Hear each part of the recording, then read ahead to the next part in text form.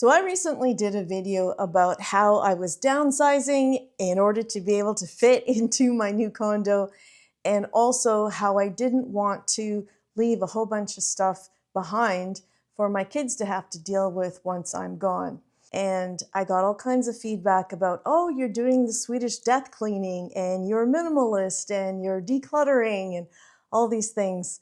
But here's the thing.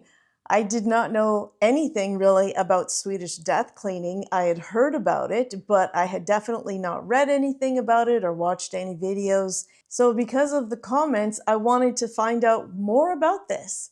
When I watched the Swedish death cleaning videos, I learned that it's really all about going through your belongings slowly, methodically, telling stories as you decide whether you're going to keep something or part with it, who you're going to give it to within your family, and that it's really a joyous kind of situation. And I would want that for everybody, that time to be able to have that gentle decision making and to spend time with your loved one, going through history and sharing laughs and maybe a few tears as you're downsizing and organizing your belongings. But for so many of us, what ends up happening is there's a crisis involved, an unexpected death. So in the case of my stepfather, he ended up going into the hospital on an emergency basis, and there were complications, and he never came home. So it was a death that we did not see coming. And my mother was dealing with about mid-stage Alzheimer's at that point. So for her to be able to go through the belongings and make those decisions that needed to happen, she just couldn't do it. She couldn't tell us about her finances. She couldn't tell us about anything. So for me, I spent the next couple of years basically playing detective, figuring out what finances, investments, all these different things that they had in order to try to put their financial puzzle pieces together. And there's a really cool story here. Once a year, my mom was getting a mysterious deposit into her account. Now, I was able to track down the source of this deposit, but they wouldn't talk to me until I had power of attorney papers put in place. So there's that process you need to do, going through the lawyer, getting the power of attorney papers done, and then having to enact that power of attorney by going through the doctor. So it's all a big process. And finally, when I got all of that in place and submitted the power of attorney papers to this mutual fund, they were finally able to share the information with me, and they said, "Do you know a Claude?" Claude is my biological father. So I remember almost yelling into the phone, "Yes, I know that person. That's my dad."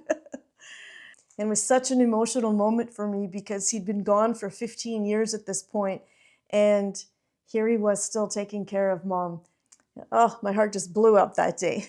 So as much as this was just a really cool story, it was also a lesson to me because I realized I don't want my kids to go through this. So I need to make sure that should something happen to me, that my stuff is organized and they're not going to have to go on, put their detective hats on in order to figure out my financial story. Just to give you an example, before I go off on a trip, I traveled quite a bit in my first 2 years of retirement. And every time I would go off, I had this file folder with everything in it that they would need. And one of my text messages to them was, "Hey, that folder is in the top drawer of this cabinet, just so you know." And I'd get, "Yes, Mom, have a good trip." And thankfully, they never needed to dive into that folder, but I was at peace on my trip, knowing that if something should happen to me, they knew exactly where to go, exactly what to do. My wishes were going to be fulfilled, even to the point of what to do with my remains. I have this dream of being turned into coral and being returned to the ocean, and they know that. But what I loved about the Swedish death cleaning is all about the storytelling that goes along with it. For example, this is an item that I hung on to, even with all the stuff that I was giving away. This is a doll from, when you crank it up on the back like that. This is a doll from my grandmother. Because sometimes these things, they're not about clutter, it's about connection. And I have a granddaughter, and I will be passing this little girl on to her. Something else I was adamant about hanging on to was this. Ta-da! My mom was a major crocheter, knitter. She was part of Grandmas Without Borders. And about 18 years ago, she asked me what my favorite colors were. And I absolutely love like rust and burnt orange, you know, and the reds, you know, stuff like that. And for Christmas, this was what I received. I was so excited. And then that's when her Alzheimer's really started to become more and more noticeable. So this is super important to me because it was one of the final things she made for me before the illness really took hold. And another really important piece to me is this. This was one of the last things my mom made for herself. And you can tell she got some of the measurements wrong because, well, look how long the arms are. But I love it because it's her, right? And I love to wear it around the house. I wanted her to be able to wear it, but I knew that they were going to, because she's in basically a hospital, and I knew that they would just throw it into the wash, and they have big community wash, and I knew that it would get ruined. A couple of her clothing items have already been ruined. So I kept it because it's very sentimental. It's a connection to her. It has a story. And so this and that blanket are the two things that I'm going to keep of my mom's because there's that connection. It's not clutter, it's connection. Another reason why I love these items is because they are usable and they fall into that rule that I have I used it within the last year? And if the answer is yes, then I'll hang on to it. If no, then I have to seriously think about it. I have to go through that. Why are you hanging on to it, Lisa? Conversation within myself. Something else that really stood out from the comments from my last video is people who have been through this as well. It really resonated with them. And, you know, life is our best teacher. It often happens to be that we just don't understand until it happens to us. And then we totally get it. And because it happened to us and we know what it was like to go through that, you know, through nobody's fault really. And of course, it's our parents. Of course, we're going to be there for them. But now that we know better, we do better. And now that I know better, I want to do better for my own kids. There's two things that I know for sure. One, I am going to pass away. And all of this stuff that I've been talking about is not putting one foot in the grave. It is basically planning for the inevitable so that my loved ones will suffer the least amount once I'm gone. Because the second thing I know for sure is regardless of how good a job I do in downsizing again and again and again, there's going to be stuff that they're going to have to deal with. That is just what happens. But because of my experiences, I just want their experience to be different, to be better than mine. We always want to better the circumstances for our children. And it's going to be difficult enough for them, having lost a mother, having lost a grandmother, that I don't want to put all of that, you know, the confusion of what my finances are and where my paperwork is and a mountain of, you know, junk that they have to sort through. I don't want to do that to them. So this is my final gift to them. And that is the way I look at it. So some final points.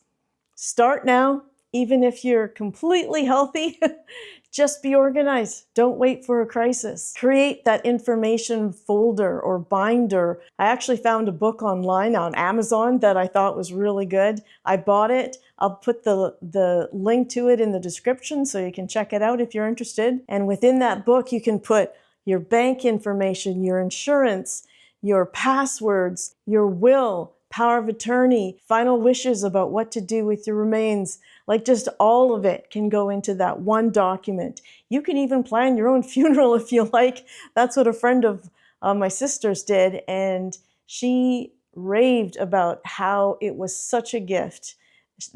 They knew exactly what to do for the friend, right down to what food to be served at the celebration of life. Adopt some of the practices of the Swedish death cleaning, and that I really thought were quite thoughtful in terms of passing down the stories along with the items. So this sweater is going to stay with me for a very, very long time, and I will pass it on with the story about Mom and what an amazing seamstress and crochet and knitter she was, and how she used that talent to help other kids throughout the world. Don't feel guilty about letting things go. If I hung on to every single item of Mom's, my condo would be full, right?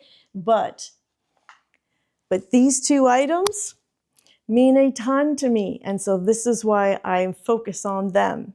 Have those difficult conversations with your kids and decide ahead of time what the will is, who's going to be your power of attorney, who is going to have the personal directive in terms of your health decisions, who's going to be the executor of your will.